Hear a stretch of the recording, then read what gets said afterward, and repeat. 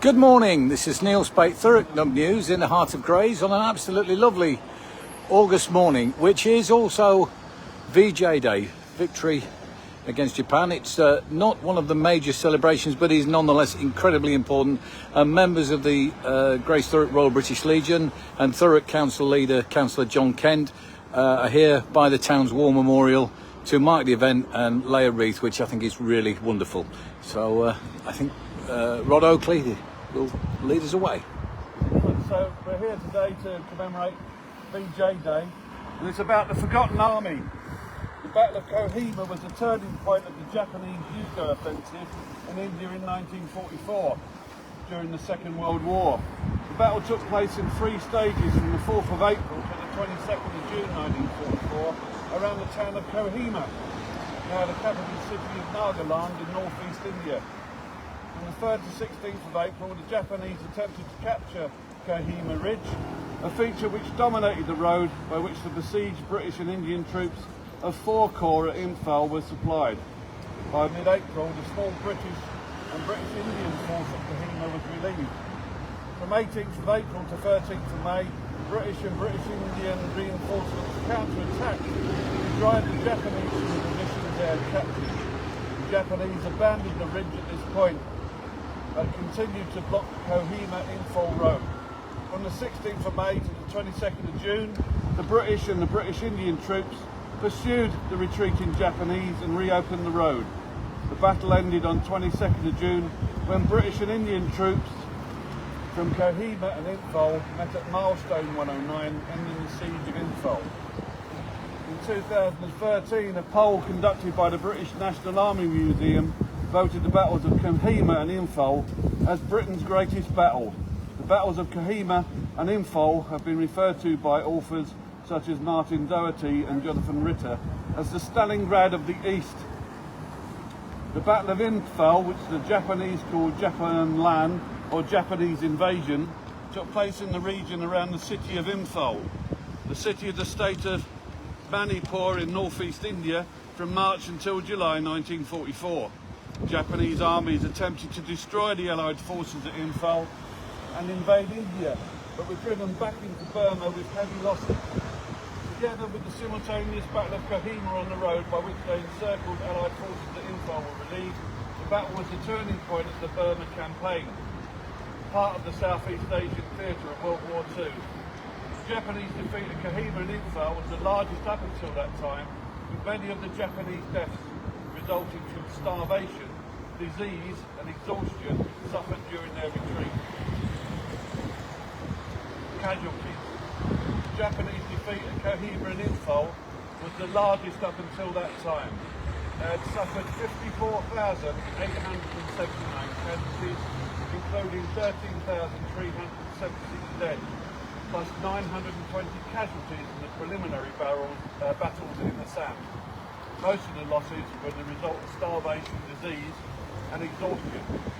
The Allies suffered 12,603 casualties. Kohima, in the words as we say, after the 2-minute silence. I have no music today, so hopefully we can play the music with my phone. The last post.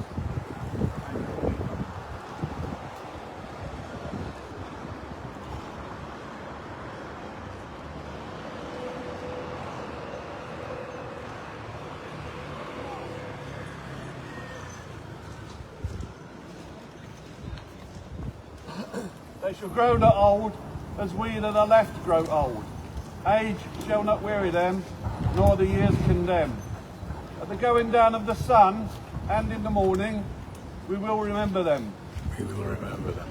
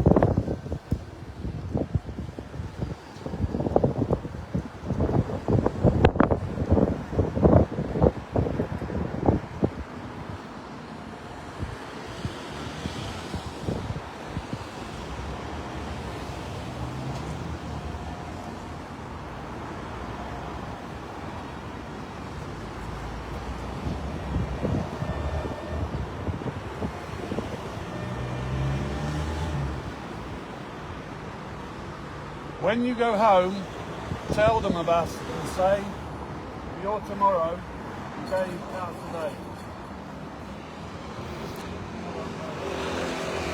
The Kahima epitaph read by Rod Oakley. Councillor Kent steps forward to lay a wreath.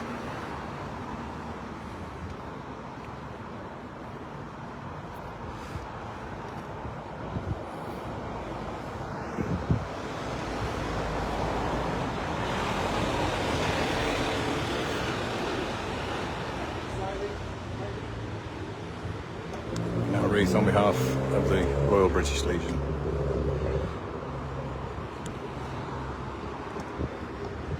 For those who might wish to attend an event to mark VJ Day, one does take place on Saturday.